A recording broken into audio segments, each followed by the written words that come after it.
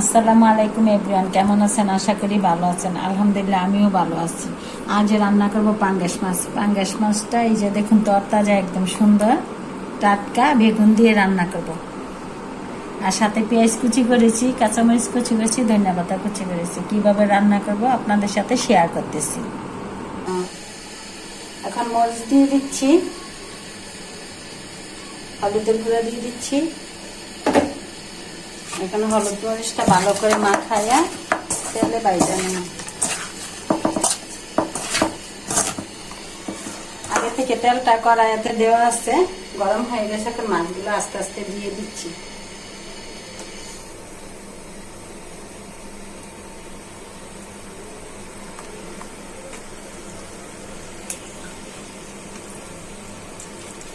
মাছটা ভালো করে ভাজা হয়ে যাক।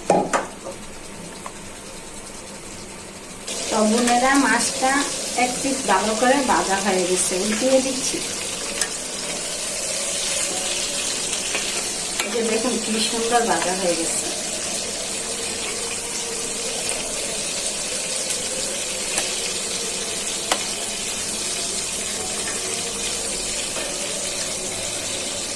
মাছটা ভালো করে ভাজা হয়ে যাবে। বোনেরা, মাছটা ভালো করে ভাজা হয়ে গেছে, এখানে নামিয়ে নিচ্ছি।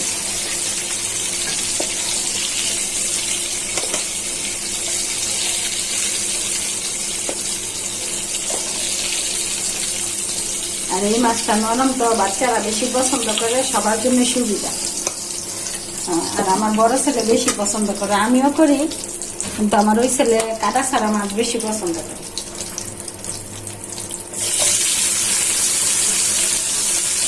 আমি ভালো করে পেঁয়াজটা ভাজা হয়ে যায়।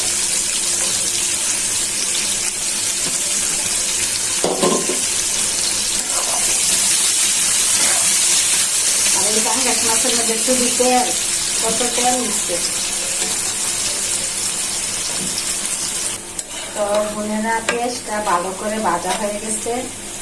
এখন মশলাটা যাতে পুড়ে না যায়, হালকা একটু ঝোল দিয়ে দিচ্ছি।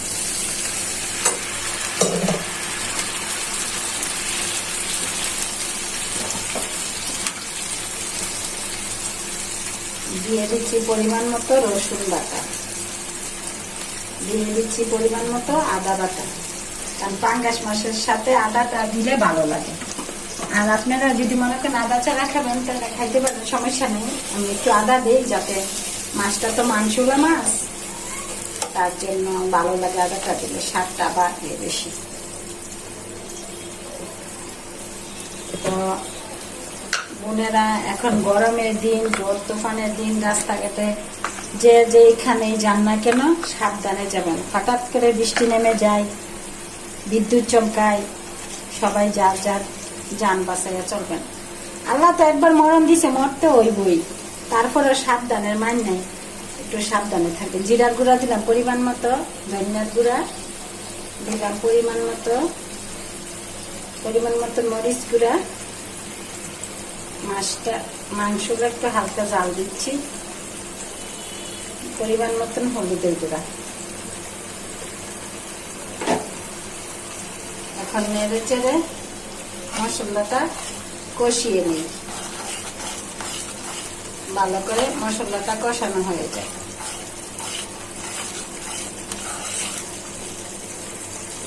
এখন বোনেরা, মশলাটা ভালো করে কষানো হয়ে গেছে, এখন বেগুনগুলো দিয়ে দিচ্ছি।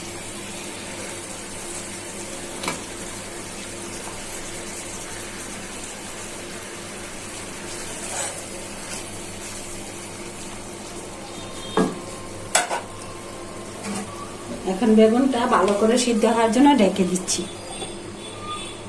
দেখি বোনেরা কিরকম হয়েছে। ও, বেগুন তো সিদ্ধ হয়ে গেছে। তো বোনেরা, মাছগুলো আগে থেকে ভাজা হয়েছিল, তো মাছগুলো দিয়ে দিচ্ছি।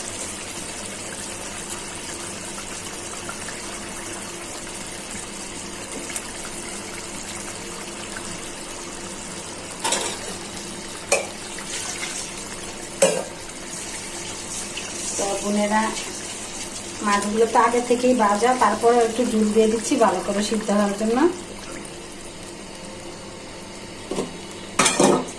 এখন সাথে দিয়ে দিচ্ছি ফালি করা মরিচগুলো। আর লবণটা দেওয়া হলো না, কারণ মাছের সাথে অনেক লবণ দেওয়া হয়েছে, পরে যদি লাগে দিব। এখন বোনের একটু ডেকে দেই যাতে মাছটা ভালো করে ঝোলটা টেনে যায়। তো বোনেরা দেখি তরকারিটা কিরকম হয়েছে।